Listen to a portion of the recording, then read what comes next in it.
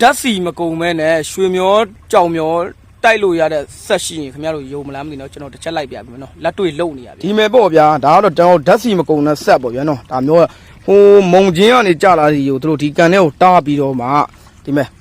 ဒီကိုရှီကိုတားပြီးတော့မှပိုက်နှစ်ပိုက်ထုတ်ပြီးတော့မှဒီရောက်ကိုသွားရပြီနော်အောက်မှာတို့အနိုင်ပိုင်းကနေပြီးတော့မှတိုက်တယ်ဗျာနော်ကျွန်တော်တို့ဟွန်တာအကြီးသားတွေက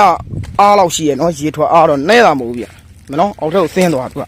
အောက်မှာအမှန်ကန်တိုက်တာနော်ပိုက်နှလုံးနဲ့ကျွန်တော်တို့တစ်ချက်သွားမယ်ဗျာနော်ပိုက်နှလုံးကတော့ဒီမှာပေါ့ဗျာနော်ကျွန်တော်တို့အောက်ထဲမှာသူကအနိုင်ပိုင်းဆိုတော့ရေအားတော့တော်တော်လေးတော့ပြင်းတယ်ဗျာဒါဘာရင်းနှီးမှမလုံးနော်ပိုက်ဖိုးပဲလို့လားဗျာဒီမနော်အောက်ထဲမှာအမှန်ကန်ကြိတ်တယ်ဗျာနော်ရောကလည်းရွှေရောကြောက်ရောပါပေါ့ဗျာနော်ကျွန်တော်တို့ရေခွန်ကြောတွေပါတယ်မုံတူးခွန်တွေပါမယ်ကြောက်ကတော့အောက်မှာအမှန်ကန်တိုက်နေပါတယ်လို့ဟွန်တာနီးနီးဗျာနော်ဟွန်တာနီးနီးတန်တယ်သူက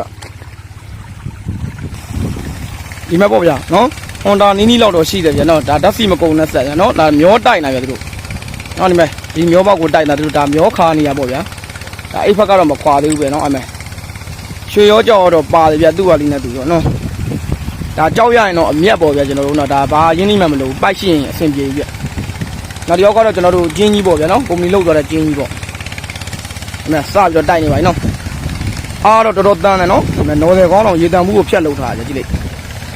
တယောက်ထဲပဲချရမြင်လားတယောက်ထဲပဲနော်ဒါအေးစစ်စစ်လေးပဲဘာမှမျောလဲဆွဲကြရမလို့သူကရေနောက်ပါတော့ဒီမဲ့ဟိုဘက်မှာတစ်ပေါက်ရှိရနော်ဟိုဘက်မှာတစ်ပေါက်ရှိရဒါဒီမှာတစ်ပေါက်နော်